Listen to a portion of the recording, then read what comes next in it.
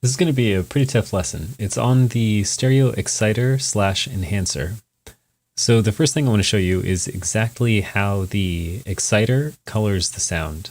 In particular, how you can't make it not color the sound. So right now I have a test generator. And then I have a spectrum analyzer over here.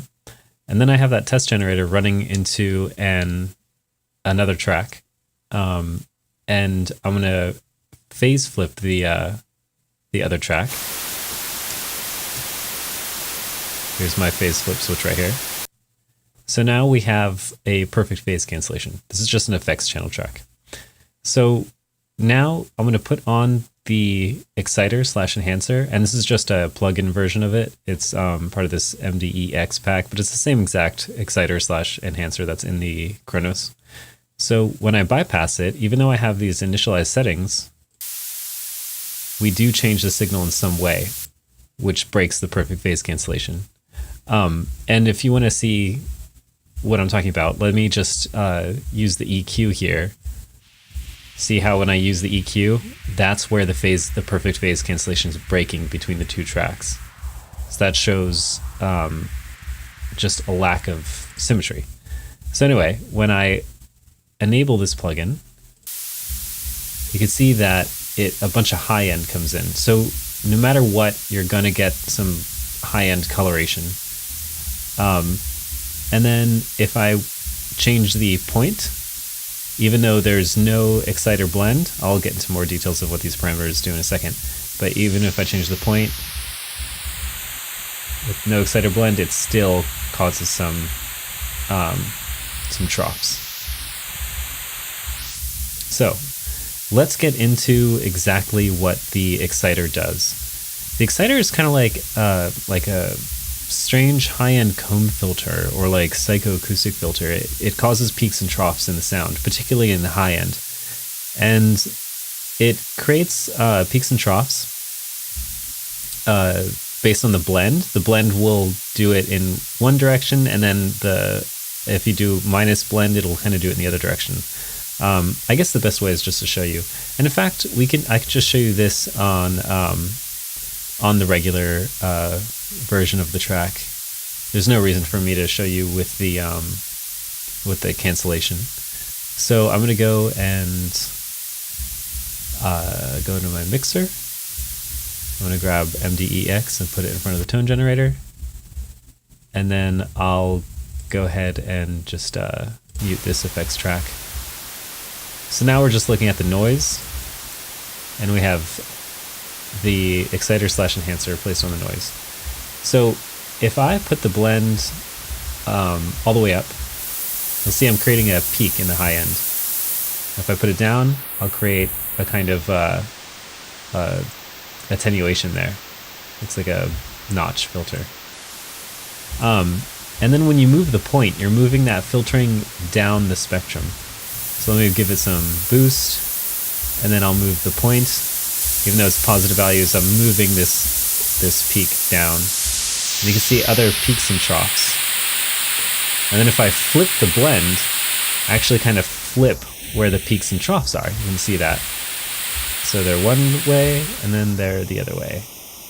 The interesting thing about the negative blend is you can see pretty early on, at minus 12 or so, it's pretty much the exact opposite. So let me flip it over. But then when you get past minus 12, you actually get more peaks and troughs. So let me just see. I'm going to hold shift so I can do this parameter more carefully. So you can see there's the regular ones, and then when we get past that, we create a whole new set. And then if we keep going, we actually make the other set get really big. I almost never use those settings because I mean, it's just warping the sound so much at that point that it's not very useful. But the best way that I find to use this is to probably just put the blend all the way up, set the point to find the frequencies that you like changing the most. I usually do it pretty subtly,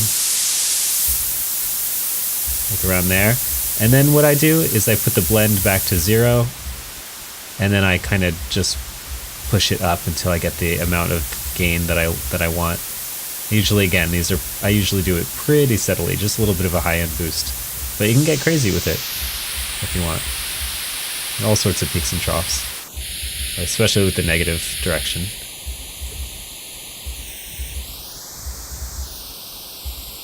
So that's it for that parameter. Let's initialize it again. I'll put the blend back to 0 and the point back to 0.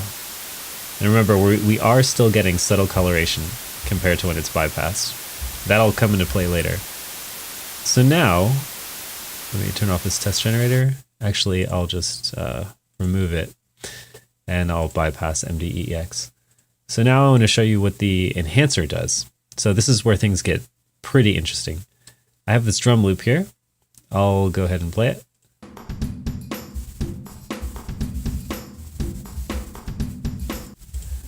And I'm going to remove this effects track.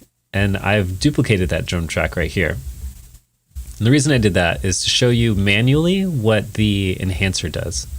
So the enhancer takes the track and phase flips the left and right channels, and then sends the left channel to the right channel output, and then the right channel to the left channel output.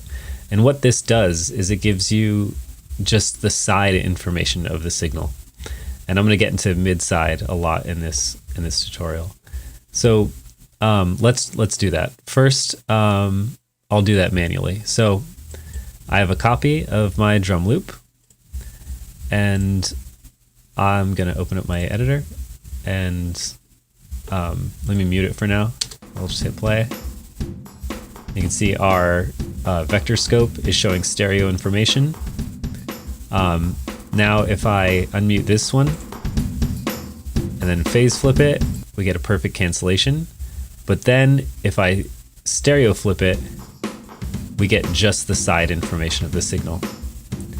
So now I'm going to mute this duplicated track and show you that MDEX, or sorry, the stereo exciter / enhancer is doing the same thing with this depth knob.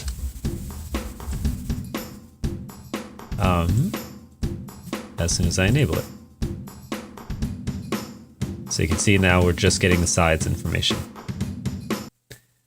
And then the left delay and right delay just simply delay the left and right sides. In fact, let me show you what that looks like with noise again. So let me go to Tools and then go to my tone generator, test generator, noise, -20. We should be hearing it. I don't know why I'm not hearing it. Go ahead, noise, do your thing. Oh, because MDEX is on. So since this is a mono signal, it's just white, exactly the same white noise going through the left and right channel. It completely cancels it out. There's no side information there. Whereas this has like room mic recordings and things like that. So anyway, I can go like that. You can see that it's just a mono signal. So if I, just make it sides, there are no sides. But what this does help illustrate, let me go back to the spectrum analyzer, is the left and right delay. So if I go ahead and change the left delay, it's the same kind of comb filtering that we've seen when I've been checking latency and things like that. It just shows the exact amount that the signal is delaying, because when you have a short delay, you just create comb filtering artifacts.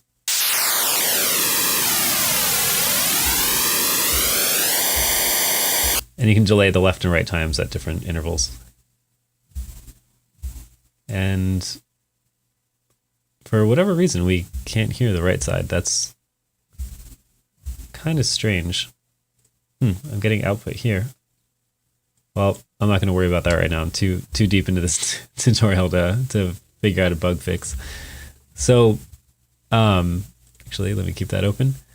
So I want to focus more on mid-side processing. So let's take off this test generator. So we're just listening to the drum loop. And then actually let's bypass the enhancer.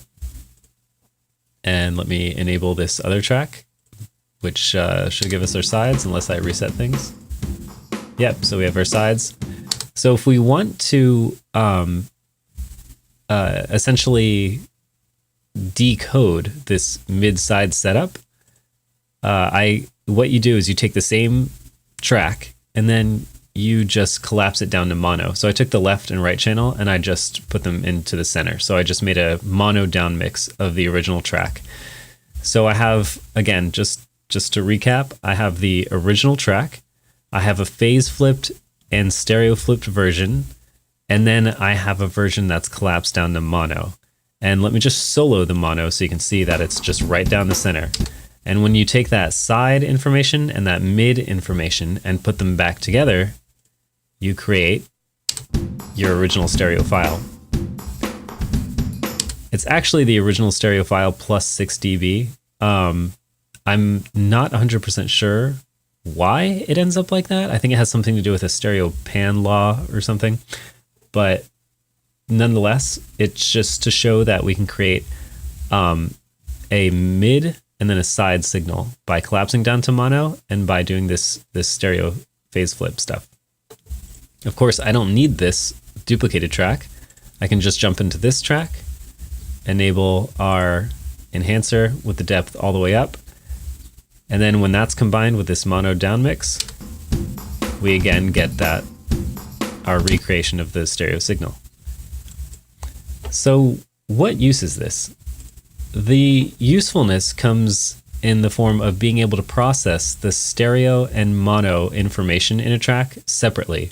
So a lot of the times you'll have like the kick and snare straight down the center, or a vocal, and you might want to like add some processing to that, but not affect the sides. It's very common in the mastering phase. And in fact, I have a little example with this same exact drum loop of some processing that I did. So I'll just go ahead and show you that.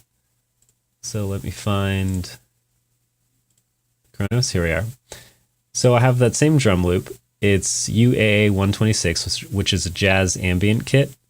I can just click and flip between these two tracks. It's the same exact kit with the drum track going with the MIDI drum going to channel 10, and then both that 10 and 11 timbres are both set to take MIDI input from channel 10, which is the fed from the drum track, of course.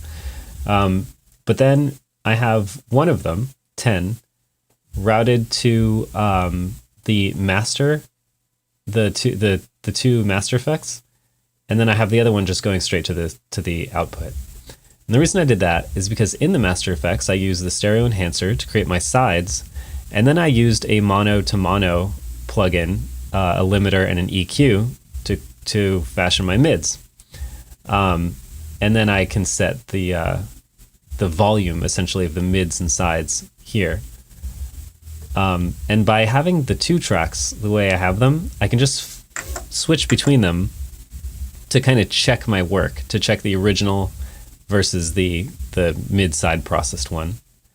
So let's listen to track 11, which is the original. Let me just hit the drum button.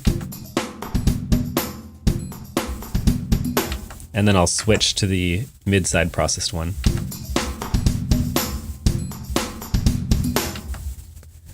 So what's happening here? Actually, just to get a better review of it, I'll keep flipping every 2 bars. Unprocessed, processed. I'll have it play for 2 bars.